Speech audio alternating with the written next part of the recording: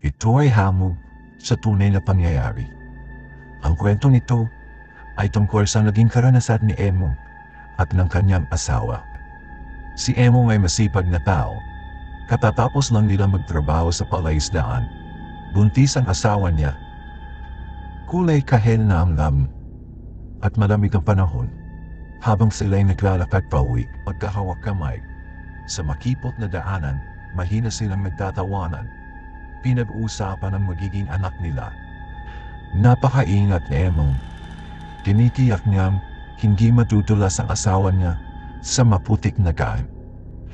Pagdating nila sa dulo ng kawayanan, ay biglang nanindig ang balahibo ni Emong. Tumigil sa pag-awit ang mga ibon.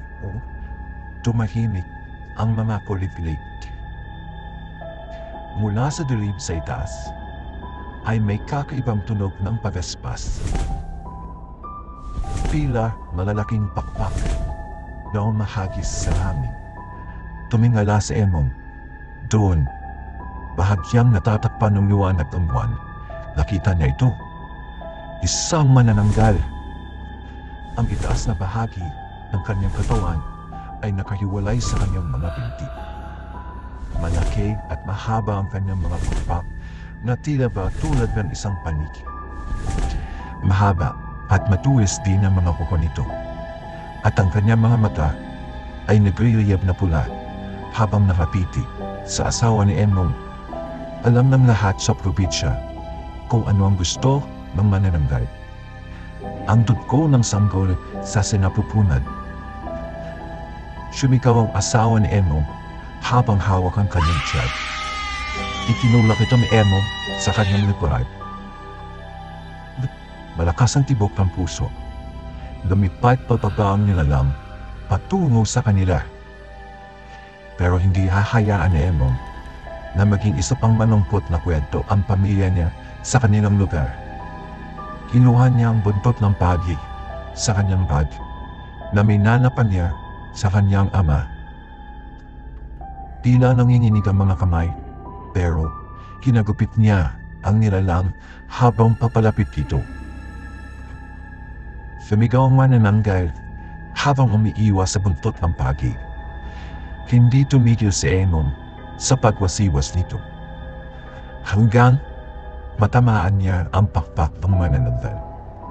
Tumalsik sa lupa ang mga dugo nito. Nasimpulan ng kanyang mga mata. Nakita rin ni Emong ang kanyang mukha. Isang taong kilala niya mula sa kanilang nayon. Isang taong laging nakatitig na matagal sa tiyan ng asawa niya. Pero walang oras para mag-isip. Inawakan ni Emong ang kanyang asawa at sabay silang tumakbo. Hindi tumigil hanggang sa makarating sila sa ligtas na bahay nila. Nagkanta siya ng maraming bawang at asin para ilagay sa kanilang pintuan. Nagbantay si Emong hawak-hawak ang buntot ng pagi habang natutulog ang kanyang asawa. Hindi na bumalik ang manananggal. Subalit ang alaala ng mga pulang matang yun ay patuloy siyang binapagkapag sa loob ng napakaraming taon. Kaya kung maglalakad ka, mag-isa, pauwi sa probinsya, tandaan ang naging kwento ni Emong. Panaturin malapit ang mga mahal mo sa buhay at laging tatandaan na maging handa. Magiging malaking bagay po kung magsasubscribe ka ngayon sa YouTube channel ko. Palagi mag-ingat at maraming salamat sa panonood.